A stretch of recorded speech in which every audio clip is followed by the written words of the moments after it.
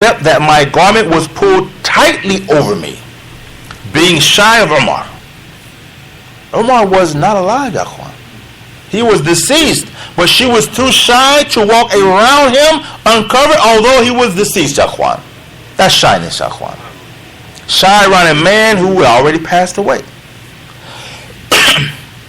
Not only were the Salaf, may Allah Ta'ala be pleased with them, shy around people who were deceased, they were shy during their own death. They were shy when they were dead.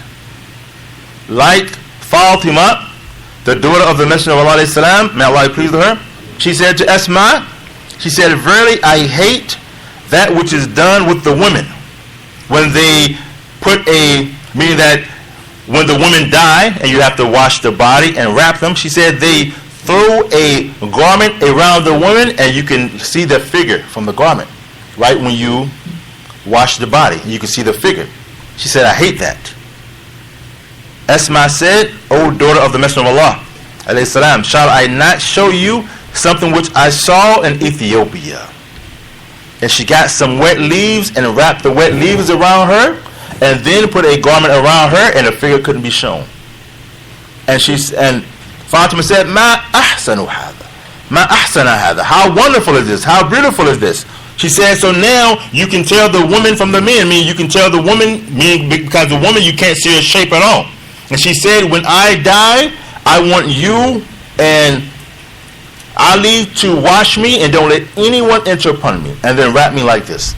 It's a woman, Yaquan. She was going to be deceased, but she didn't want anyone to see her figure when she was dead. That's being shy, Yaquan. Now, Imam An-Nawawi, he said it is highly recommended that when you shroud the woman, that you put a sheet around her so the figure cannot be shown, that you carry her in a casket to the burial ground. That the woman should be carried in a casket right before she gets to the hole so no one can see her shape like that. This is being shy, Yaquan, for people who are already deceased.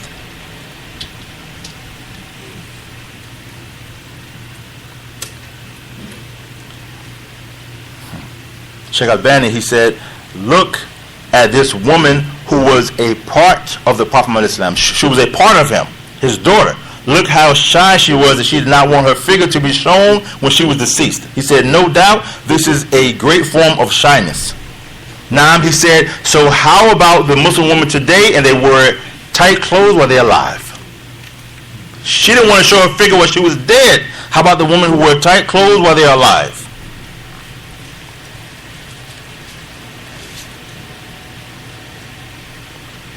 Akhwan, the Salaf, they were shy when they were asleep.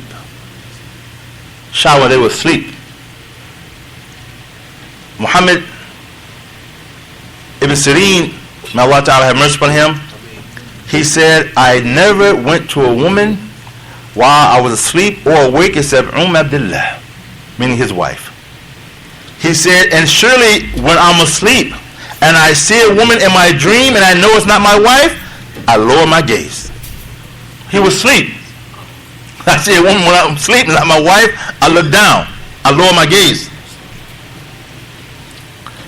And you know why people can do this when they sleep? Because they do it when they're awake. Because they do it when they're awake. Now, but unfortunately, ya akhwan akhwat, now we find people and they put everything on Instagram. Now, and the scholars, ya akhwan, they mentioned that the woman should not even post a picture of herself veiled on the internet. A woman should not even put a picture of herself in niqab on Facebook or Instagram. What's the benefit of doing that? What's the benefit of doing that? Right? But you find now everybody's on Instagram. Everybody's on Facebook. And some of the... When I spoke to one brother from another country, and he was mentioning how, but we find that the women here do it too. He was saying that a lot of the women, that they have a reason for uncovering. That they uncover on purpose before they get married. You know why? They trying to show off their beauty so somebody will try to marry them. So this is the rationale that shaitan comes with. If you cover everything up, Nobody's going to know how good you look. Uncover, show everything, then a man will try to marry you, and then later on you can cover up. So this is one of the shubahat that the people bring you. That's easily refuted, Yaquan, as the ulama, they bring a tremendous example of how a woman can cover up and get the best man in the dunya, right? A woman can cover up, because you have to understand, Yaquan, that who is in control of the hearts of these men? Allah Ta'ala. Who knows who these men are at? Allah Ta'ala. He's the one that can bring him to you. So they mentioned the example of Prophet Musa alayhi salam, right? And we know the story, right? In Surah Al-Qasas, that they were a group of men who were watering their animals, right? So there were two women who they wanted to water their animals, but they couldn't do so. Why? Because there were men there, and they didn't mix with the men. They stood in the back, and they would not mix with the men to water their animals. So when Musa alayhi salam saw them, and Musa, keep in mind, Yaquan, was the third best man Allah Ta'ala ever created, right? The ulama say only two prophets better than him. Well, who? Prophet alayhi salam and Ibrahim alayhi salam. They say he was number 3, according to Ibn Kathir, right? So when he saw them and they couldn't water their animals, he went and watered the animals for them. And then he mentions, فَجَاءَتْهُ إِحْدَاهُنَا تَمْشِي عَلَى إِحْدِحْيَا. So one of them came towards him walking in shyness. That she came to him walking in shyness, and she told him that her father wanted to give him a reward. And the ulama mentioned that because she was shy, her and her sister, and they stayed back and didn't mix with the men, then the father had Musa come to the home, and he did what? He married one of the daughters of Musa alayhi salam. And the ulama mentioned this was a result of Allah being pleased with her, not mixing with the man. She was shy and she held back, and so Allah Ta'ala rewarded her with one of the best men in the dunya. The one who spoke to Allah Ta'ala directly. So you don't have to compromise and expose yourself on Instagram and Facebook, because when you do that, you're going to get what you're fishing for. If you fish in a swamp, you're going to get the swamp thing. You're not going to get a good man. You can't expect that, Yaquan. There are some creepy brothers out here, right? And the women don't understand that, Yaquan. That's what the brother was speaking about, Abu Muhammad, that the women have to let the imams and the elders, because not just the imam, but the elders in the communities, do their jobs, right? And many times, and the brother was speaking the truth. You know, I can't count the number of times that a woman will come and say, brother, I need you to check this man out for me.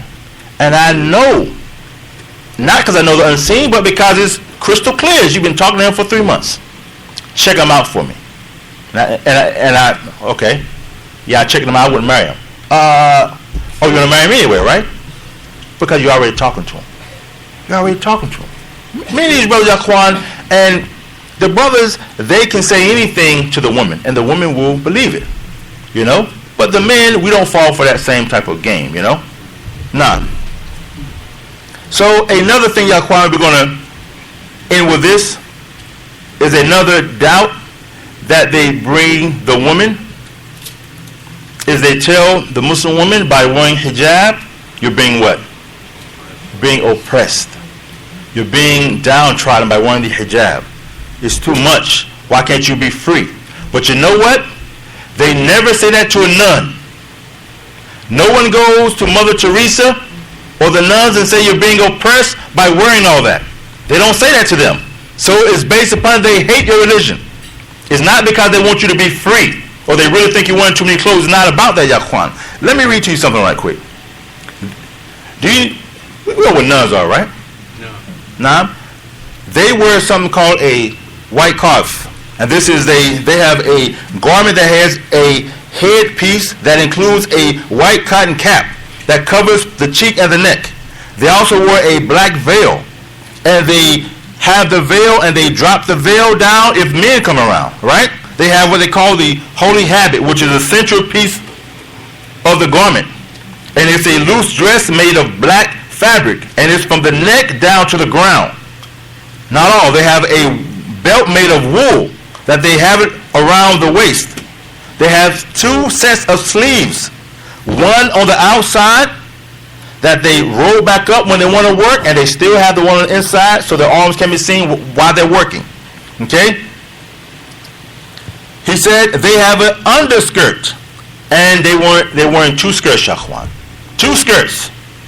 One on top, that's black, and one on the bottom, made of cotton.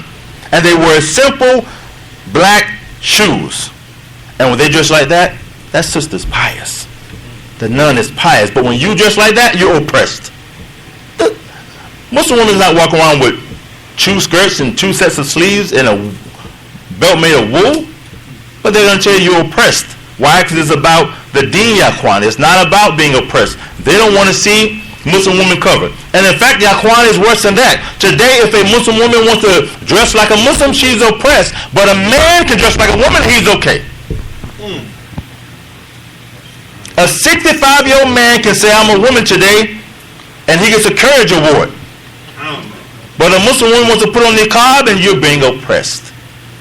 And we believe it. It's not about the deen, Yaquan. I mean, it's about the deen. It's not about you being oppressed. They hate Islam.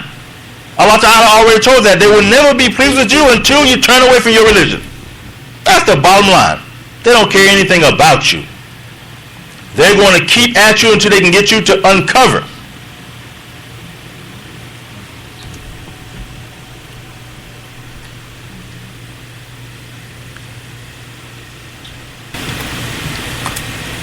You know, another thing, Yaquan, about, you know, for the people who are maybe some of the older brothers, you know, brothers maybe I relate to this. Maybe some of the younger brothers can't, but we're going to tell you so you'll be able to relate to it. You know, this thing here that they have in America, this freedom, is something new. It was like around 1915. Before 1915, the hemline was on the ground. Women didn't go around with skirts and dress like they do today. 1915 was when the hemline came off the ground. My parents, both of my parents, raised Christian. My father told me, he said that when he met my mother, he said they could never be alone together. So her father said, you never be alone with her until you marry her. Islam. So that's how the Christians used to do here in America, Yaquan. But now they say, you don't date before you marry, and it makes it seem like you're a criminal. You're going to marry him without dating? This is what everybody used to do in America. But as time goes by, people, they forget, and dating becomes normal. Now, and we're going to mention to you one last thing, Yaquan. It's, you know, there's a fa'idah on this, how the Muslim has to be careful from trying to imitate the kuffar. And it goes beyond imitating. It becomes to the point that we try to make them happy. And anything that they do that we think they'll be happy with, we try to do it. There was a special that was on YouTube, and Oprah was doing an interview with some Hasidic Jews. Right? We know Oprah, right? Everybody know Oprah? They didn't know who she was. She was in Brooklyn. And she said, do you know me? I don't know who you are. And she said, do you know Beyonce? They said, nope. She said, do you know Mickey Mouse? They said, nope. Do you know why they didn't know these people? They don't watch TV. She said they didn't have a TV in the house. And the only one that had a cell phone was the mother. They didn't have a TV, Akhwan. So they protect their own from this filth. Even living in America, Akhwan. But we think we have to engross ourselves in it to make them happy. But they're not going to let it in their home. They didn't know who Oprah was. Everybody know Oprah. You got people trying to be like and look like Beyonce. They didn't know who she was and didn't care. And the mother said, and our children don't date. Said our children don't date and they don't use the internet. See, and they say, and the men and the women are separated in the synagogue. Now the people are trying to tell us we oppressing the Muslim woman by separating them. They don't say that to the Jews. They don't say that to the Yahud. نعم